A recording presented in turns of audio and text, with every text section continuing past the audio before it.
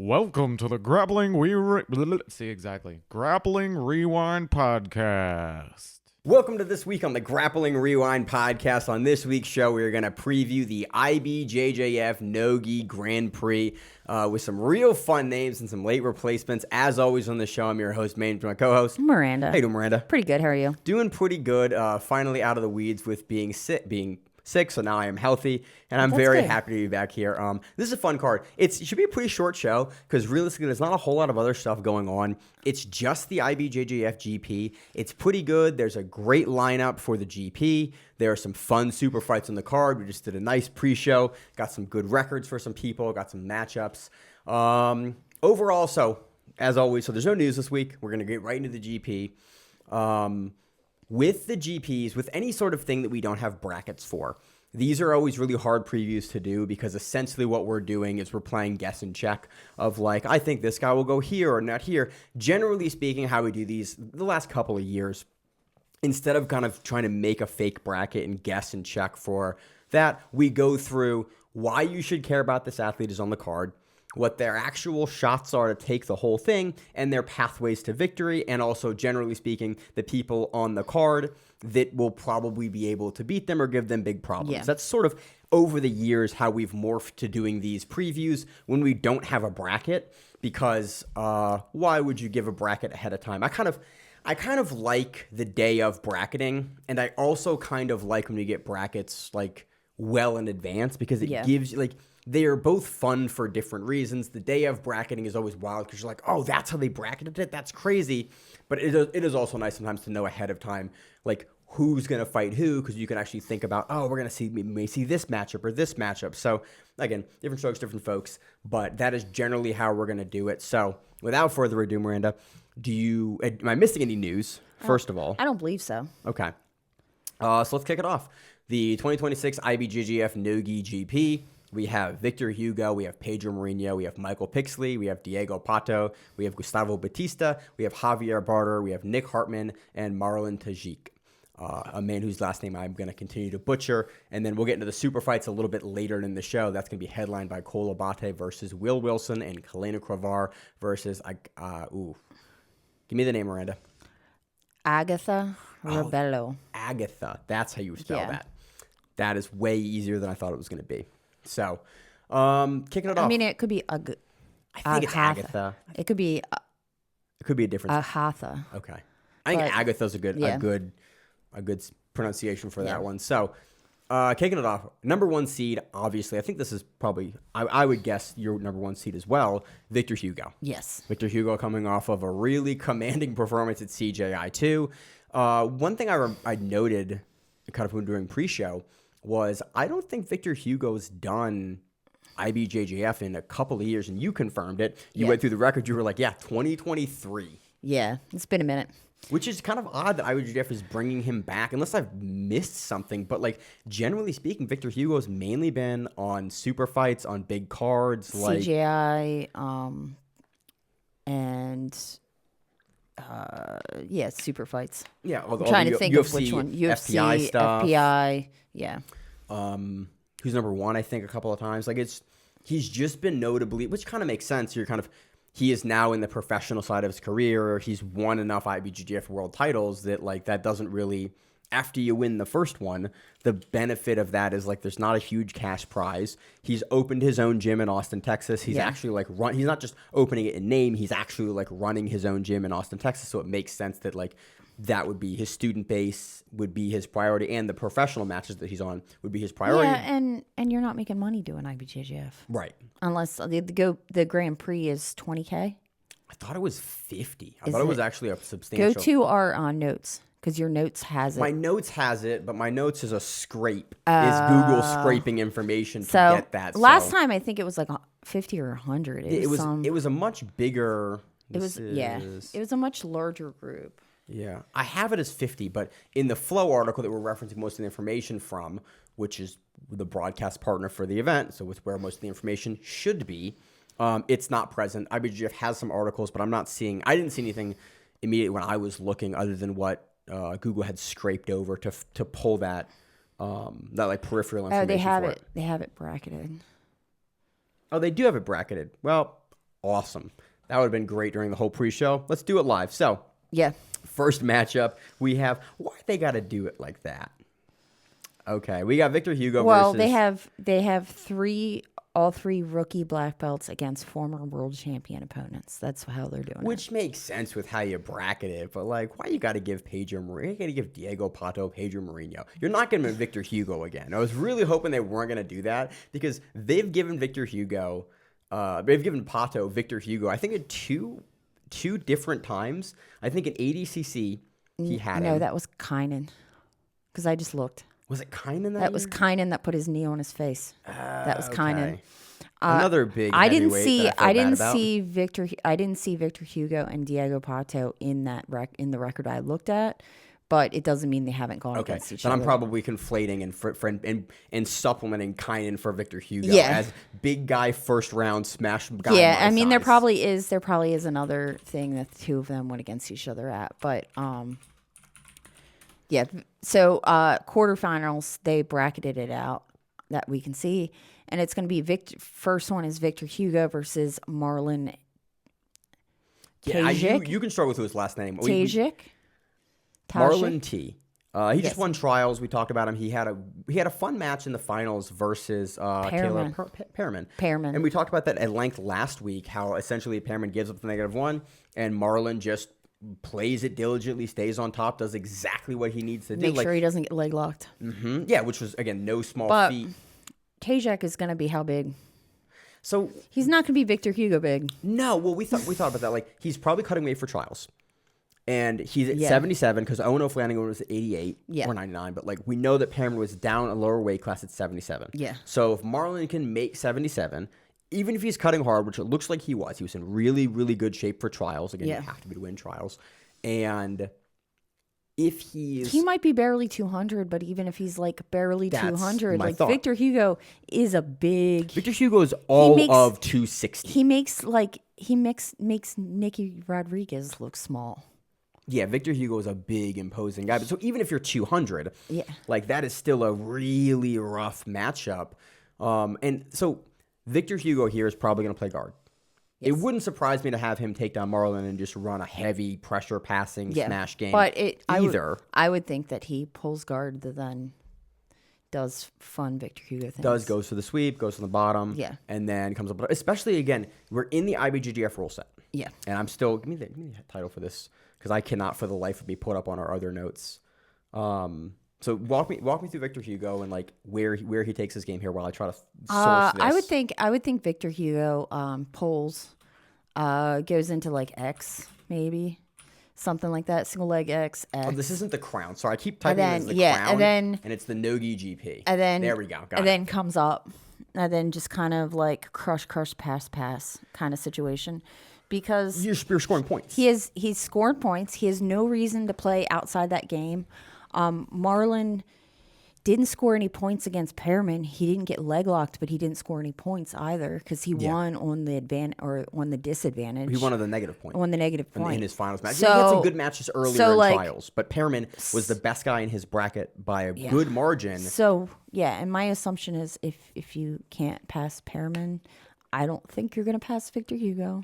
Especially in, I mean, it's both points. We had Yeah. at the end of ADCC, you have your point section. Yeah. So he's not passing. Again, he's winning anyway, so it may change his tactics there. But Victor Hugo is not a guy that gets passed with a great degree of regularity. Like Nick Rodriguez can barely do it, and then generally when he does it, it's in no point sections for matches. But also he can't really keep side control in Victor Hugo for any length of time. There's not a collection of guys, especially in no-gi, that I would really expect to be able to keep Victor Hugo in side control for any length of time. Yeah. I think even Gordon kind of struggled a little bit with Victor Hugo. So Because he's a big, strong man. and he plays good jiu-jitsu He's too. very good at, and he has a very technical jiu-jitsu game. He's not just a big man that uses like crush power to kind of do things. Like he's going to sweep you. He's going to get on top. Now, maybe Marlon's really good. Maybe they both pull. Then it becomes like who can get some action going. But I think Victor Hugo, he has the world titles. He has the black belt world titles in the rule set. He also has the size. Yeah. Like, and unfortunately, like with no-gi, size is a big factor. Yeah. So I think this is probably pretty clear for Victor Hugo. Again, this is why probably you have Marlon as your lowest seed here going against Victor Hugo, which is your A seed. That makes sense. Unless he does something crazy like, CGI 1 and like... Kynan. No, it's not Kynan. Kennard. Yeah, and comes out. But Kennard's a big dude, too. Yeah. Comes out and tries to, rip one of Victor Hugo's feet off, immediately. But I think... Victor Hugo's probably not going to get got by that he's twice. he's already had that happen once, and who knows why he had that happen the first time. He doesn't seem like the type that's going to allow it to happen, multiple times. We also just haven't seen him have multiple fluky performances. He's had that kind of one, and then other than that, he's looked pretty impenetrable most of the time. So again, I think a very straightforward match for Victor Hugo to path against Marlon, unless, again, something crazy happens. This should be Victor Hugo moving forward. On the opposite side of the bracket, we have a matchup I'm mad about. But really, there wasn't any matchup you could have given Pato that I wouldn't have been mad about. You have Pato versus Pedro Marinho here. I think Pato gets the lower seed here. He's right in the middle of the pack, essentially, where I have him bracketed, just because he's size. Pato at max here is probably walking at 165. Yeah. I would be shocked if Pato is any bigger than that. Pedro Marinho, very frequently, I think 218, 210, 218, 215, right around there. In this rule set, this is a weird one because Pedro Marinho does his best work in the no points where I can force you into the mid-range and pass. Go back and watch. I think Pedro Marino's best match ever is his match versus Giancarlo Bodoni at Who's Number One. It's the match I kind of always point to for just Pedro Marinho beating Bodoni in the wrestling and then forcing Bodoni into the guard and this weird middle ground. We talk about the two Bodonis, the ADCC Bodoni and then everything else Bodoni. So again, it wasn't necessarily that ADCC Bodoni, but he forces you into that weird middle range where you can't wrestle up because he'll guillotine you and you can't really get a guard going because he's too far out. I honestly, sorry. I also think Pato, the difference here is Pato also has the quickness. That's my only thing that the X factor here is can he get into Pedro Marinho's legs? Scramble. Mm-hmm. And can he force activity from Marinho in places that the thing that frustrates me about Marinho and also what makes him very good is he is so very diligent. Pedro Marinho very infrequently gets caught out of position making big mistakes. You can gun for gun beat him. And he's been beaten. There's plenty of matches you can find for IBJJF in big events, ADCC, where he can be beaten. But generally, he doesn't tend to make a lot of big mistakes in his positional work. Now, is IBJJF in the GP going to let Pedro Marinho operate at the speed that he likes to operate at? I don't know. I don't think Pato's going to get called for stalling at any point in time in this. I kind of don't think in a GP that Pedro will get any negatives for inactivity. I just don't really see that in the rule set. IBJJF lets you work at such a slower pace than a lot of these guys that are on the professional scene are really used to. They just let you work at a much slower pace, and so I don't think Pedro will get called for anything here. I think if Pedro can get Pato down, if Pato doesn't pull, I think Pato should probably pull here. Yes. I think Pato pulls, works from the bottom. If Pato can get behind him, get to a back, get an advantage, I think that's Pato's, or leg lock him. Yeah. Or get to a back or something like that. I think that's Pato's avenue to victory here. I think he has to scramble, and he has to use those scrambles, and he might only get one. And that's the thing is I think Pedro Marinho, the problem with Pedro Marinho is Pato's going to have to really gun for something hard. And Pedro Marinho is a good enough scrambler in his own right.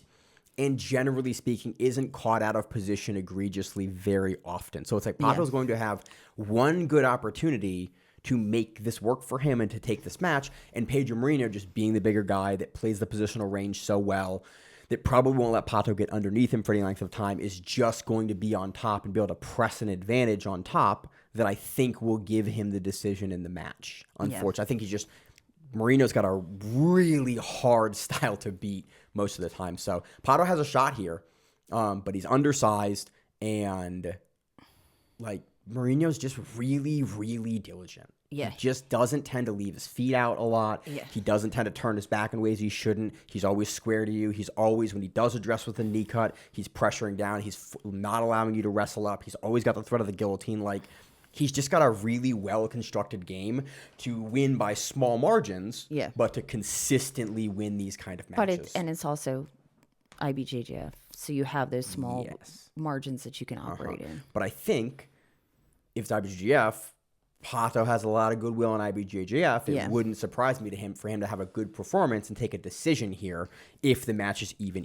Yeah. If there's no advantages scored, Pato's activity, it wouldn't surprise me to have him because he's going to work more. So this is a lot more even in a first round matchup than usually you see in the first round matchups. I don't have a pick for this one yet. Easy money's on Mourinho, but I think Pato has actually a better shot in this than I initially kind of thought about. I think if you also get Pato in a mindset that he is going to come in like 1,000,000 miles per hour, like he's going to have to get in like immediately. Like it's if Pato wins, it's going to be very quick because he will score very quick because it's almost Pedro almost gets better with time. Like the more time a match, momentum. Like go back to the Barcelona match. Like he just builds and builds and builds momentum over that entire match. But if you can get in while he's still trying to figure out the range and he's still trying to figure out how, to go against you, that would be it. And I think Pato has the best style because he's squirrely. And he's gonna have to try to like do that and multiple-time world champion, so he can not do it when it put matters. his head in the wrong place. Yep. So I think I'm gonna circle back to this one because I don't have a pick yet. Do you have a pick? I'll go Pato just because I feel like I feel like the dark horse. You love the dark horse. I knew. Like I asked, like I didn't know. I love I don't always like the dark horses, but not all the time because every once like Victor Hugo. I'm going to go Victor Hugo on the first match, and he is not the dark horse. That's reasonable. You know what I mean? That's reasonable. There's certain matches like if I'm 99% sure it's going to go one way, I will not go the other way unless I do not like that person. Yeah, you're a gut pick. Well. So let's then move I will on. go. Let's talk about Michael Pixley versus Gustavo Batista. This is a weird one. I wonder if Gustavo will be like, for Marigali, I take your shoulder off, or if he hates Marigali and he likes Michael Pixley. Because I think Michael Pixley pissed off all of Brazil when they broke. Remember when Marigali fell apart when he was broken. Remember they were like all of Brazil was coming after Pixley. So I don't know. Which is such a weird thing to grab I would for a like guy to for know, hitting a Uchimata and having a guy post. Yeah, but I would like to know Gustavo's thoughts on that issue, just because that would tell me. I'm more curious about Gustavo's training situation.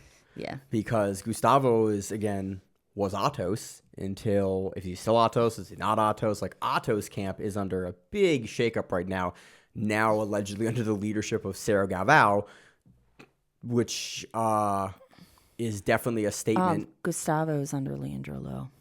Sorry, he was Leandro. He was training at Atos. Technically, he was was promoted he? under. Oh, okay. Leandro's dead. Like he was training under. He's promoted under Leandro, but I don't know where he is out of now. Is my question, because Atos has basically completely dissolved functionally from everything that we've seen. Well, he's then girlfriend, so he's not with Luisa Montero anymore. Okay. But they used to be together, which probably was the reason why he was at Atos. If you think about it, because she's been there for a bazillion years. Yeah. So this is a weird one because Pixley struggles with a lot of games. Pixley is a very good and serviceable wrestler if you decide to stand with him. He has a good slide by, and he has a couple of tools that he uses very, very well. Gustavo Batista can be beaten in the wrestling, but generally, I think he has a good enough guard that if he pulls in front of Pixley, Pixley will be unable to pass. Yeah, his general losses, Gustavo's losses, are all like Eric Muniz. In the gi. Anderson Ferreira. In the gi. Adam Orzinski. In the gi. Yeah. Johnson Gomez. So again, also guys that are taller. Like Felipe Andrew. But generally he wins all of his other matches. Yeah, world top of the heat in the gi guys. Pixley, until Pixley shows me improved open range guard passing, I can't pick him against Gustavo Batista because it seems like such a consistent way to beat Pixley is to sit and then have him play at range and then just win on activity. Like the Lovato match at ADCC is kind of very telling for the skill set Pixley's bringing. If you stand with him, like, that's dumb. You shouldn't. You'll get Margalied. Like, he can take you down. And he has a very good Darce game, but I do not think Gustavo will end up in that Darce game. I think he will play it well. He will sit. If Pixley can throw and take him down, then Pixley starts up 2 points. Gustavo does have to get up and does have to sweep. I think that's a pathway for Pixley to win this.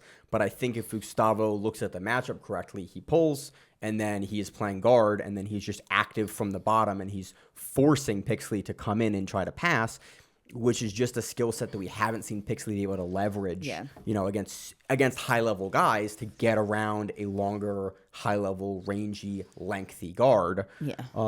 So I think my money, again, if Gustavo plays it how I would expect him to play it, given the skill set, I think Gustavo should be able to take this. That being said, if he tries to wrestle with Pixley, Pixley gets him down early or gets him down late, this could be a two-point match in Pixley's favor if Gustavo decides to play it that way for some reason. Pixley's hard to sweep.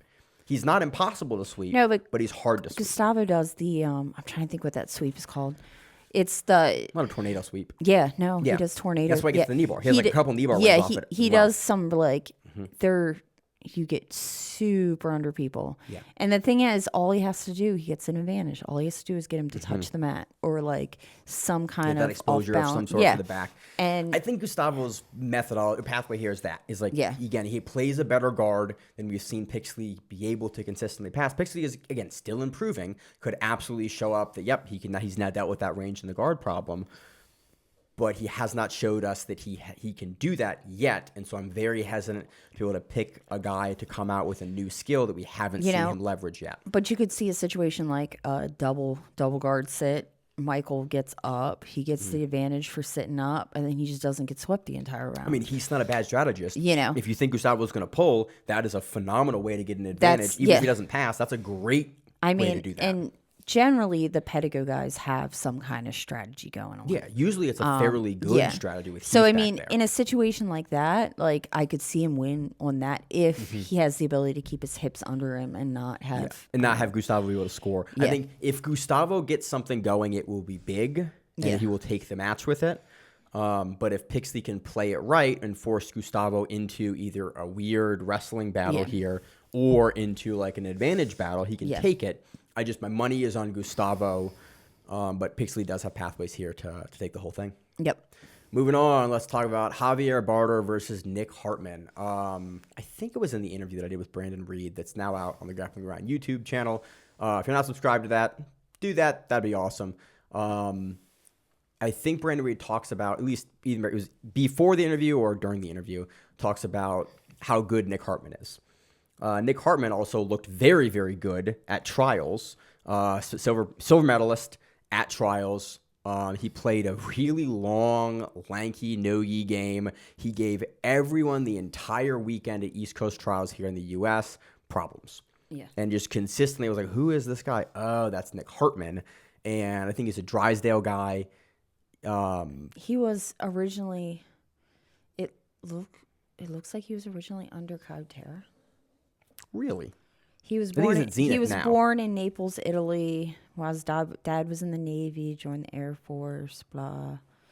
Keep on going. Keep on going. He reminds me of a smaller Victor Hugo. Had Las Vegas in the top of his Drysdale. Okay.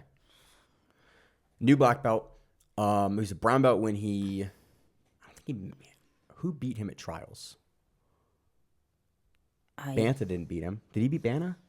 Who? Stephen Bana.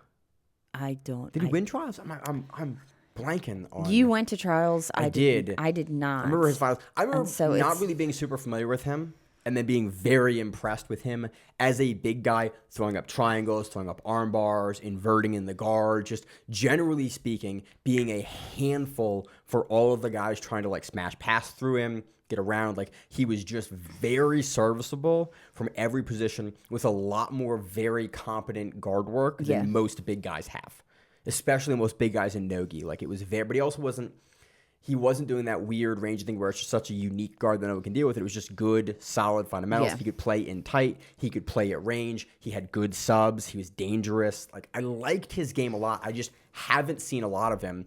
And speaking of other guys that I haven't seen a lot of, Javier Barter. I know he's the first He did win. Panamanian. He did win. Nick did. Nick Hartman. Okay, yeah. So that makes. I thought he didn't. He beat Stephen Bannon in the finals. I forgot. I flipped. No, that was an open. Sorry, my bad. Okay. He won one of the opens.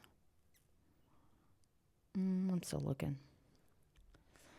But yeah, he impressed me. Javier Barter is the first Panamanian world champion. Yeah. He wins the GI Worlds. He may or may not train under Danaher. Yeah, his pages are weird because we can't tell. His lineage for BJJ Heroes lists him as a black belt under John Danaher. Yes. But his blurb at the bottom, his paragraphs are not super clear about if he's under John or if he's under his old coach or with his old coach or if he has changed gyms. It's like it's written. It's specifically written very weird. Yeah. And it almost looks like it's intentionally written weird because it seems like the writer didn't know the training situation and so left it specifically ambiguous. It's how I would write it if I didn't know. I don't know much about his game. I don't know much about his game in No-Gi. I know he's good. He wouldn't be here if he wasn't good, but this is the matchup, honestly, that I'm sort of most unfamiliar with his game of anyone in this lineup. And so I do not know who to pick here. The little bits I've seen from Hartman is good, but again, you win an IBJJF world title. You're also at that level. Both guys are, I think, are new black belts. Nick Hartman is a brand new black belt. The same with Marlon. Marlon is a brand new black belt under Andre Galvao like a month ago. Yeah. Which is interesting now because I'm curious what Marlon's training situation is with the dissolution of Atos and Andre stepping out of the picture at Atos. And Nick Hartman won ultra heavyweight at brown belt. For IBJJF. Yeah. No-Gi title. Mm-hmm. Again, Brandon Reed said he's really good. Yeah. So I think actually he has a win over Brandon Reed as well, and then Brandon Reed has a win over him. Okay. So it's he's a guy to look out for. I can't really make a pick between either of these guys. Unfortunately for both of these gentlemen, they are on the side of the bracket with Victor Hugo. Yeah. I think Victor Hugo has the tools to deal with Nick Hartman's guard. Yeah. To deal with Nick Hartman's stand-up, to deal with Javier's stand-up here. And I think that whoever gets through is going to run into Victor Hugo. Is Victor Hugo trained at Pedigo now? No, he has his own thing in Austin. He has his own gym in Austin. Oh, okay. I think he does. He might be... affiliate? Didn't he start with... No, he's Six Blades. He's been Six Blades. No, but... He started his own thing, but I still think he's with Lovato and those guys and Sanji.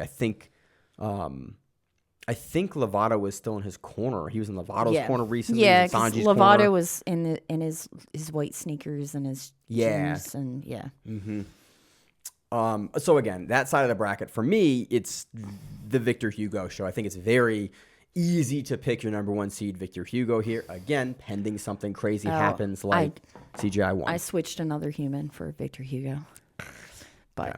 So that's side A of the bracket. I think Victor Hugo is making it all the way into the finals here on that side of the bracket. On the other side of the bracket... I mean, we could get your Victor Hugo Pato match, really. You think... Okay, so there's the next question. Let's say it is very possible that Pedro Mourinho gets taken out by Pato. There's a pathway that Pato has. I don't think it's a extremely likely pathway. I think Pato beats anybody else on that side. I think he beats Gustavo, and I think he beats Pixley.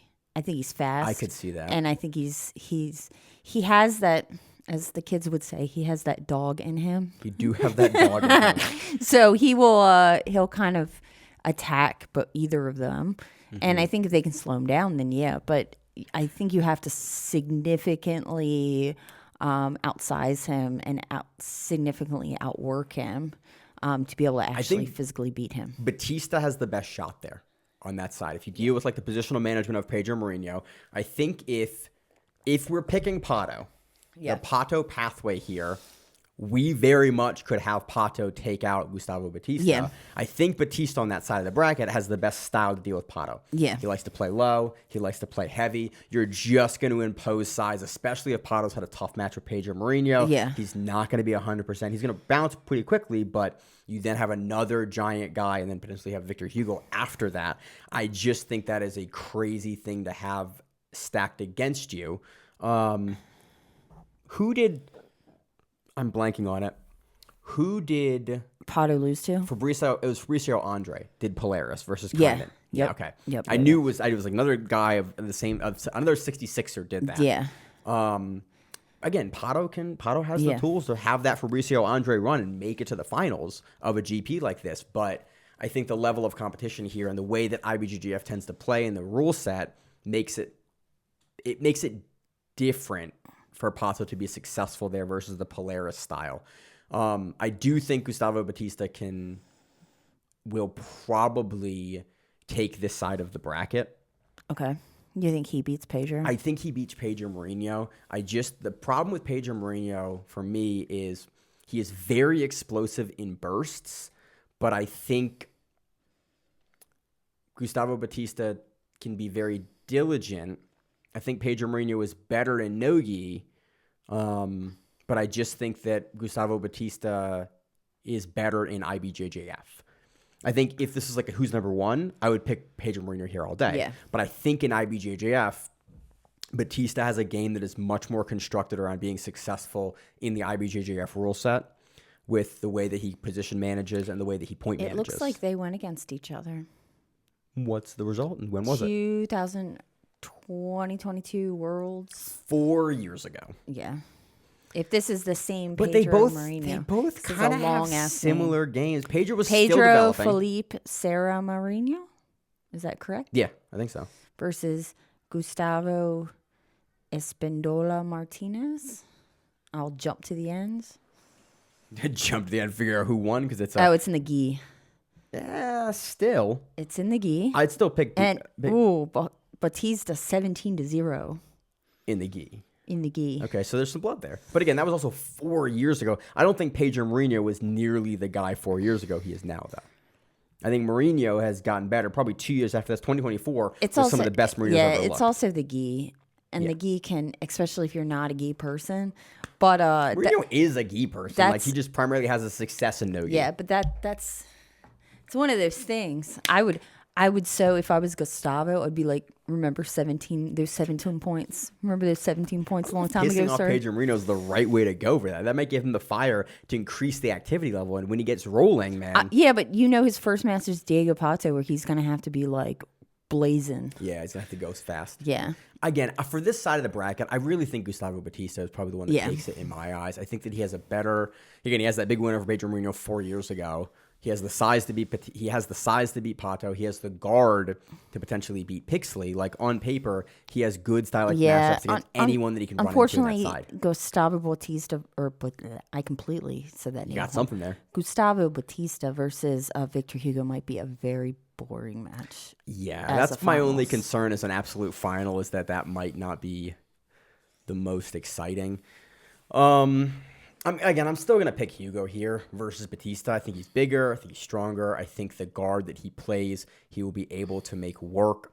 I think Batista won't be able. They've won against each other also in the gi. Yeah, but I think the gi versus the no-gi here is so different in IBJJF. And they might have been in the same Third Coast Grappling 2020 card. Oh, yeah, that card that we can never find. Yeah, there's that card like is so there's hard little to like find 30-second clips everywhere, but like not. The whole card is only available if you rebuy the pay-per-view like every 30 days to get it. Oh. And it's because it's on like an old streaming, it might be on Fight TV or it's on a different streaming service that they use for like one event after Flow, and it was just like it's impossible to find I think now. we try to find it all the time. We try to find it like once or twice a year, and it's just you have to pay for it every time. I did find an Instagram page a couple days ago. I think I screenshotted it, but I also have a lot of other stuff on my phone right now. That is a website that has all the colored belt matches. Okay. Like that we always talk about, like when such and so was a yellow belt and went against such and so. Oh, those matches. Those matches, I found them all on an Instagram page, and I was like, "That's kind of cool." Like the OG, like before they were stars. I think it was like, I could be completely saying this wrong, but I think it was like Mergali versus Edwin Najmi.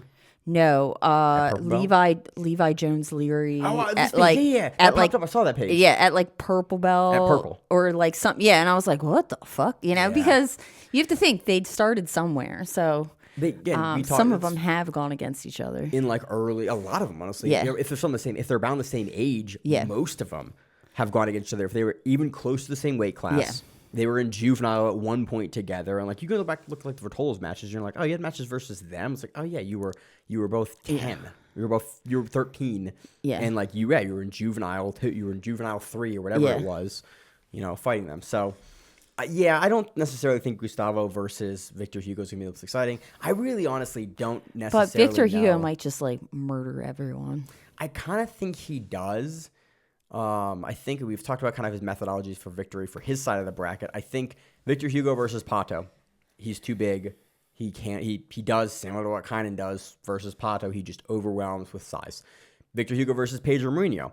I think Pedro Mourinho will try to play, but eventually Pedro has to get close enough to Victor's guard, or Victor can actually get into like a takedown battle with Pedro Mourinho and end up on top, or end up attached to him in some way where he can get to it.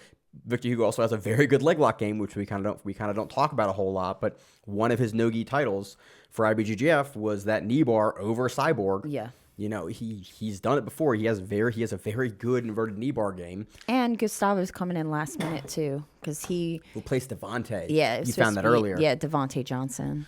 I think it's a good replacement. So, yeah, how trained is he for this event with the team drama going on? I think Victor Hugo, again, the long range guard versus Pixley is a recipe for him to have success there.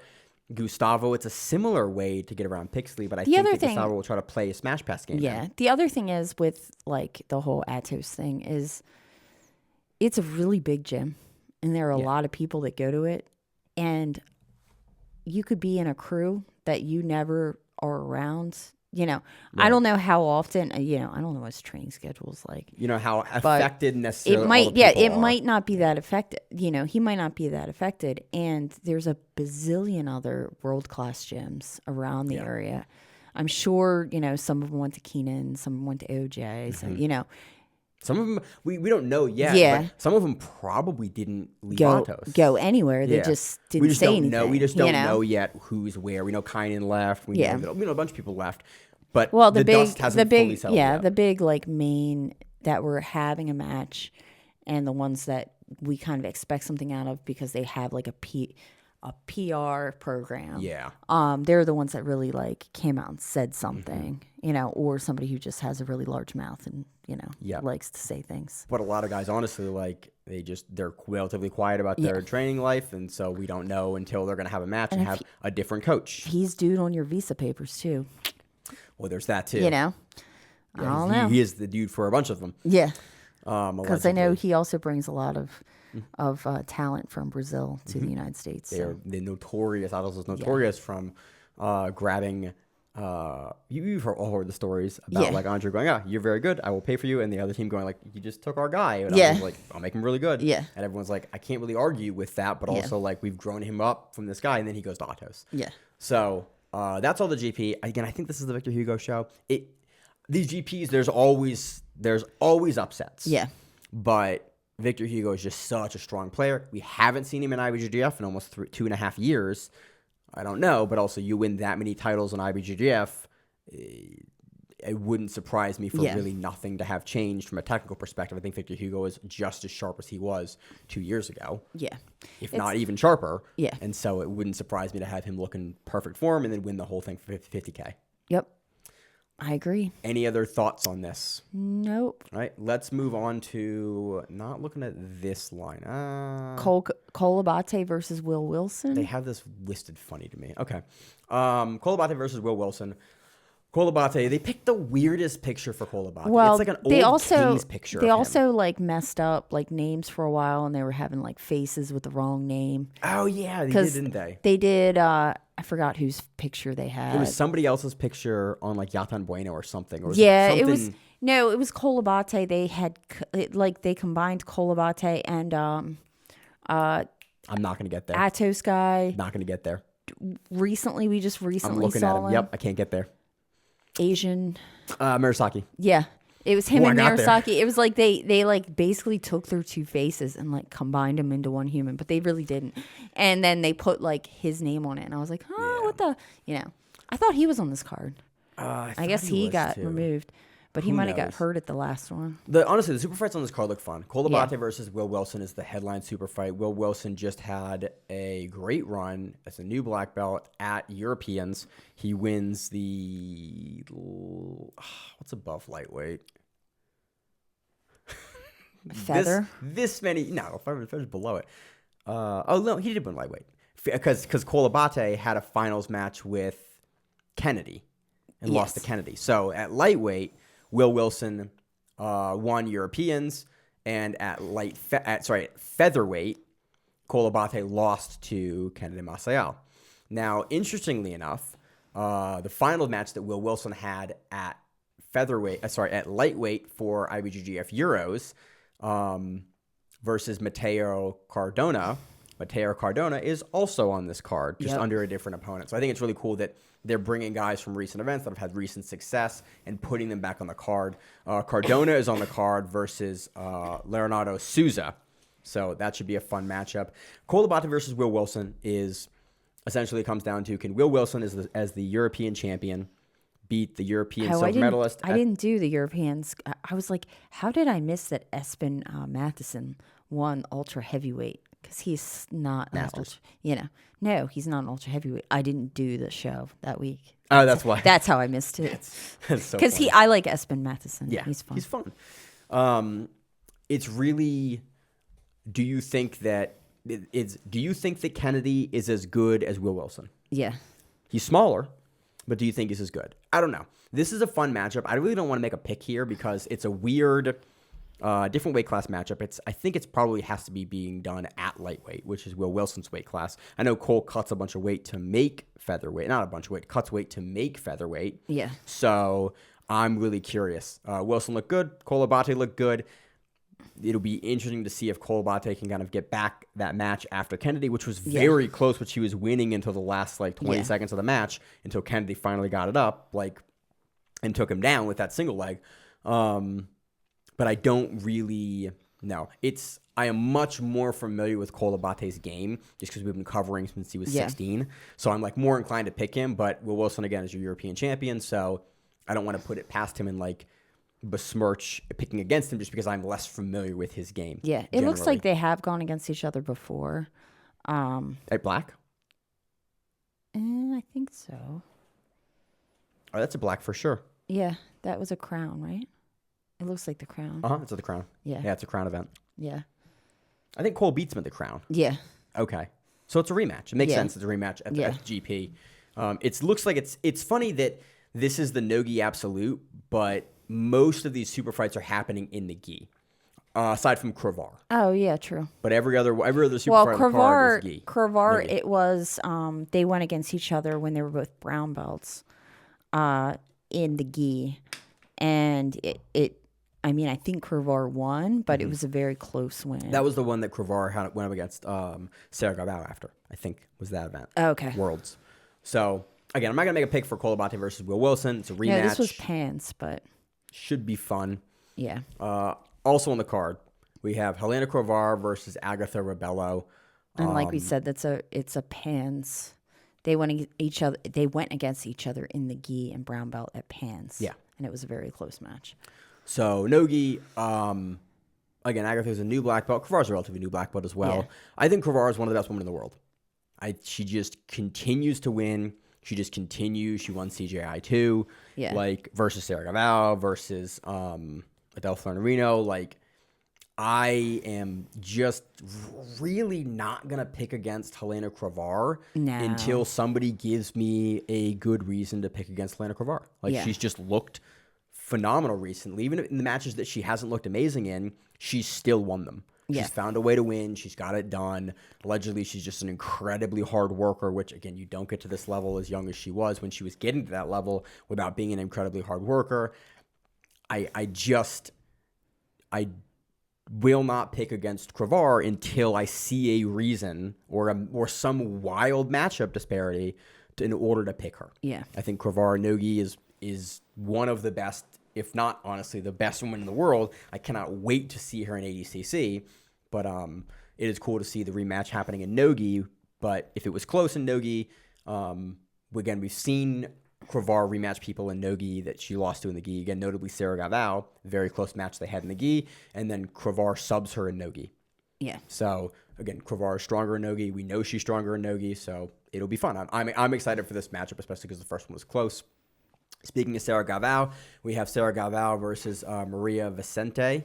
Yeah, and they haven't won against each other. I believe Maria's going to be she's normally in a higher weight class than Sarah Gavao. But we also saw Sarah Gavao versus Pisana. Yeah. Arguably win that match. She did technically lose it, but there's an advantage there that I'm kind of like, I don't know about. Yeah. This will be interesting. It'll be interesting. It's also in the gi, which Sarah Gavao is very strong in the gi. Yeah, she is. Very, very strong. Based on how strong Gavao's performance was versus Pisana and her run at Europeans, I am not inclined to pick against Sarah Gavao. In no-gi, different story. Yeah. But in the gi, even if Maria is bigger and stronger, I'm not inclined. Now, my only big X factor here is with all of the drama happening recently at Atos, Sarah's 19. She has now been named as the head person at Atos. Her father has been accused of some stuff. It will be interesting to see if that affects Sarah Gavao in this performance. Yeah. That's I don't really want to say much more than that. Again, the situation overall is not great. But it is a huge X factor. But yeah, and sometimes chaos like that can make you actually perform better. Yeah, and other times it is the exact opposite. Yeah, So she could be fun. She could look phenomenal and look like world class as she always has. Or it could be you've had an incredibly stressful couple of months. You've watched your entire gym that you've grown up in dissolve functionally overnight. Your dad, whether you believe him or not, it's a lot going on. Nothing would surprise me for any performance here with all those X factors in mind. Again, it's less of sort of what we like to talk about on the show of like, I like to kind of talk about what's on the mat, but I do think for this, there is something that plays into that. It's like, what's the quality of your training recently with all of that going on? So this is a big X factor match. I'm excited to see it, but there's a lot of X factors that go into that match. Anything else on that? Nope. Last one we'll talk about is Ashley Fungera versus Yasmin Castro, another black belt match with the not the Fungera twins. Mia's not on the card, but her younger sister Natalie Fungera is on the undercard here versus Caitlin Schmidt. Should be fun. We see Ashley. She closed out with her sister. They've been doing that for a decade now at this point. I'm curious to see what she looks like versus Yasmin Castro. Yeah. She closed out with her sister Mia all the time. And Ashley was recently, I'm trying to think what she was in. Was she in? We just did this, and was it UFC? Was she on UFC or was that Mia? No, it was her. Okay. Because we normally see Mia in a lot more events, and I believe we saw her at the UFC event. I think that is correct. That's what we saw. I forget who she went against. Yeah. The other confusing part is they all have like the same Instagram page. So girls. So when you go to them, you're like, well, which, It's like the Rotolo brothers. When, like they used to have the Rotolo brothers, like and they find now have independent as they're adults. In all honesty, as a group of teenage girls, they probably should, have somebody watching over what their, internet presence I'm very happy is, to it makes a lot of sense, and I'm unfortunately very happy that it is configured that way. But it is, again, now that they've moved to the pro side as adult professionals, it makes it kind of very hard to tease out when they're posting on a joint account, who is whose accolades are whose videos are from who for like events and like who they've gone against. They're also twins, so sometimes if there aren't names, you're looking at matches. It's very hard to tell the difference. So again, it should be a fun match. Yeah, they're both very good. They're super talented. Yeah, you don't close out a bunch of major events all through the juveniles into adult, into color belts, into black belts without being very, very good. So again, I'm excited. I'm excited to see how Yasmin Castro deals with Fungera. Yeah. Also on the card, we have Dominic Mano versus Lucas Veras, and then there's a whole collection of undercard matchups as well that are all from various color belts, blue belt and up. Again, the IBJJF GP always showcases guys that typically, if they're blue belts now, in 4 years, they're going to be 4 or 5 years, they're black belts, and they're on these cards as black belts. And I didn't catch, like, it didn't make sense until I just read something that this is kind of a continuation of, remember back in the day, it used to be like New York Pro. Yeah. where you would make money if you won your bracket kind of thing. This is like a continuation of like a professional version of their old pro events. Which I wish they would run more of them. Like IBJJF, we criticize them a lot for the treatment of athletes and a lot of stuff that we criticize them for, very rightfully so. One of my biggest criticisms has always been, and even Felipe Pena came out recently and talked about it, is like, because it's not paid, it's not professional, and at a certain point, if you are that good, you should be going on to the professional side and making money competing, as opposed to competing or paying to compete as an amateur.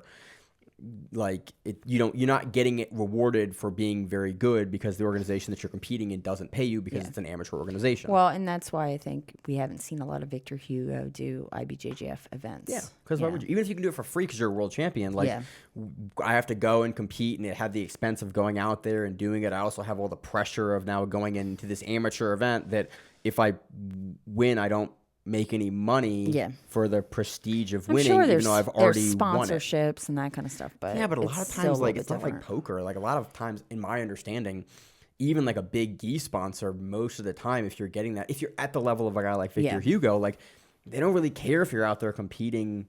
You know, they may foot the bill, they may cover some of your competition fees and stuff like that. They're probably just giving you stuff to wear. Yeah, they give you stuff to wear. And they give you a cut of merchandise, and they give you a percentage usually, depending on how your agreement goes. If you're any athlete at that level, you should have stake of ownership at some percentage level. If you're using your name and likeness, like, you know, a lot of times if they make it to that level, the gi companies, I think they'll cover the competition cost, but generally, like, you're not getting that much more benefit going out there from your branding perspective and winning again when you've already won as much as these guys have won. So it's like it makes sense that they'd only do pro events because they're pros. Yeah. So that's all I got. That's it. So, it's set for like a Thursday, which I believe. I hope that it kicks off at like it should say on this. Time. Look on this article.